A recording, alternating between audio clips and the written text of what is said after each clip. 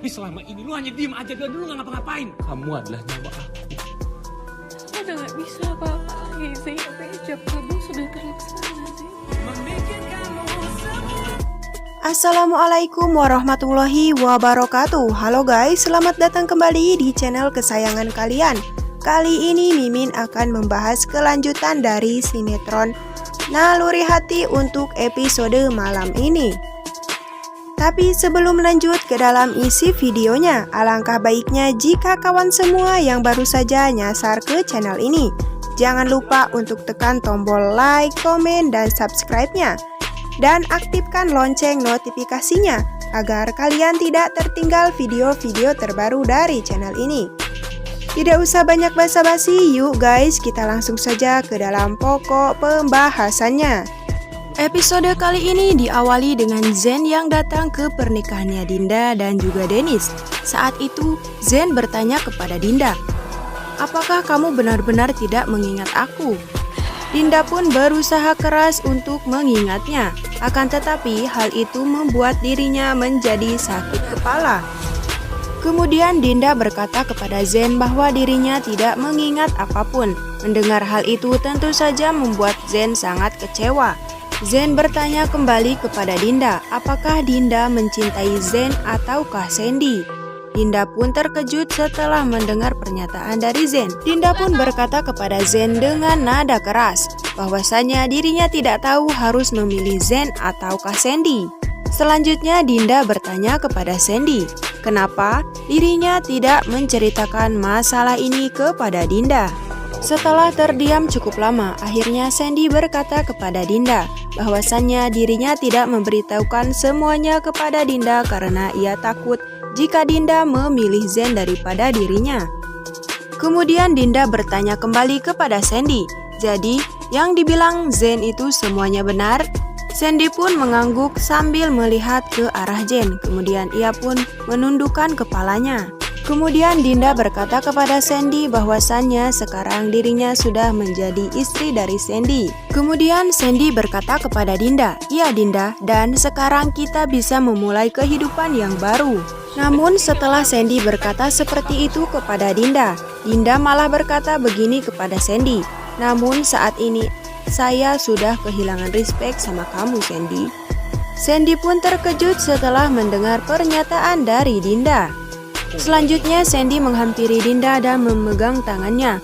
Lalu Sandy berkata kepada Dinda, "Tolong dengarkan semua penjelasan aku." Sandy pun mulai bercerita kepada Dinda bahwasanya selama 4 bulan Dinda bersama dengan Zain. Hatinya begitu hancur, akan tetapi ia tetap tersenyum karena yang ia inginkan hanyalah kebahagiaan dari Dinda.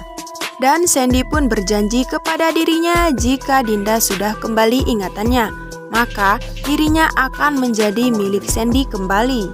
Dan Sandy pun berjanji kepada Zain, jika Dinda masih belum mengingat dirinya, maka Dinda akan menjadi milik Zain. Kemudian Sandy bertanya kepada Dinda, "Lalu kenapa kamu malah mempersalahkan masalah ini?" Mendengar hal itu, Zain pun langsung menarik baju Sandy dan berkata, "Karena lu udah bohongin dia dan juga bohongin gue. Dan kalau lu ngomong sama gue dari awal, gue pasti jadi orang yang akan mempersatukan kalian berdua." Dinda pun terkejut sekaligus tersentuh mendengar pernyataan dari Zain. Kemudian Zain melanjutkan kembali perkataannya, "Akan tetapi, lu malah diem aja dan gak ngelakuin apa-apa." Kemudian Zain menghampiri Dinda dan berkata, "Satu hal yang harus kamu ketahui, kalau aku sangat cinta sama kamu dan aku tidak butuh apa-apa di dunia ini. Yang aku butuhkan hanya kamu. Kamu adalah nyawa aku," kata Zain kepada Dinda. Dinda pun bingung harus bagaimana karena pada saat ini ijab kabul telah terlaksana. Zain pun menangis setelah mendengar pernyataan dari Dinda. Zain tidak terima harus menerima kenyataan pahit seperti ini. Dinda berkata kembali kepada Zain bahwasannya saat ini dirinya dan juga Zain tidak bisa melakukan apa-apa lagi.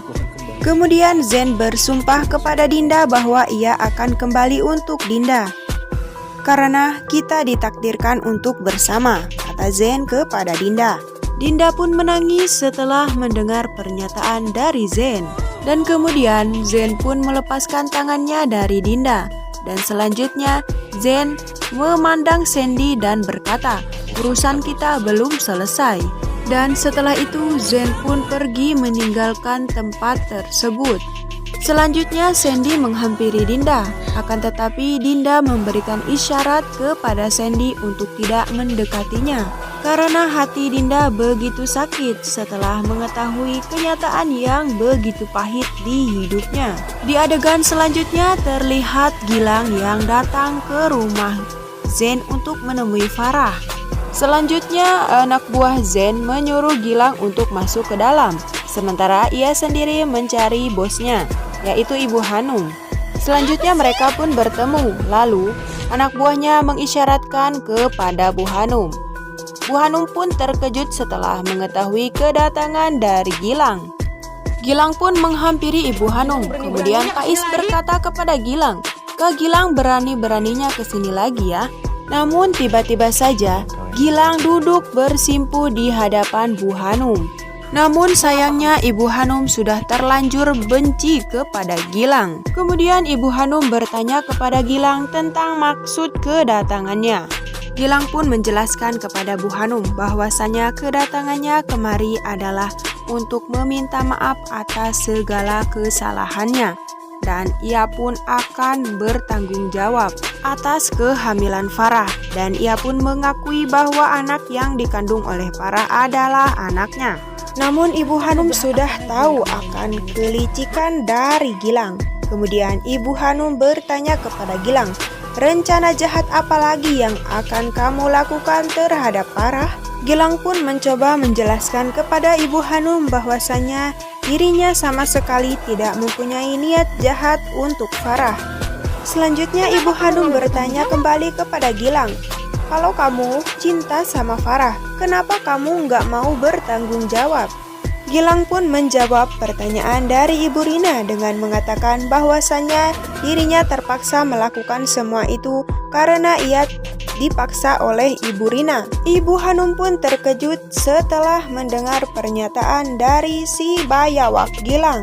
Kemudian Ibu Hanum bertanya kepada Gilang mengenai maksud dari perkataannya. Kemudian Gilang menjelaskan kepada Ibu Hanum bahwasannya sebenarnya dirinya adalah anak yatim piatu. Dan Gilang pun berkata kepada Bu Hanum bahwasannya dirinya banyak berhutang budi kepada Ibu Rina. Makanya ia harus mengikuti semua perintah dari Ibu Rina. Wah guys, kira-kira apakah yang akan terjadi selanjutnya? Apakah Gilang memang benar-benar seorang anak yatim piatu? Ataukah itu hanya sebuah akal-ekolnya saja? Penasaran bukan? Makanya pantengin terus channel ini agar kalian tidak ketinggalan episode-episode terbaru dari sinetron Naluri Hati yang tayang setiap hari hanya di SCTV. Dan apabila ada kata-kata yang salah dan ucapan yang kurang tepat, sekali lagi Mimin mohon maaf. Wassalamualaikum warahmatullahi wabarakatuh.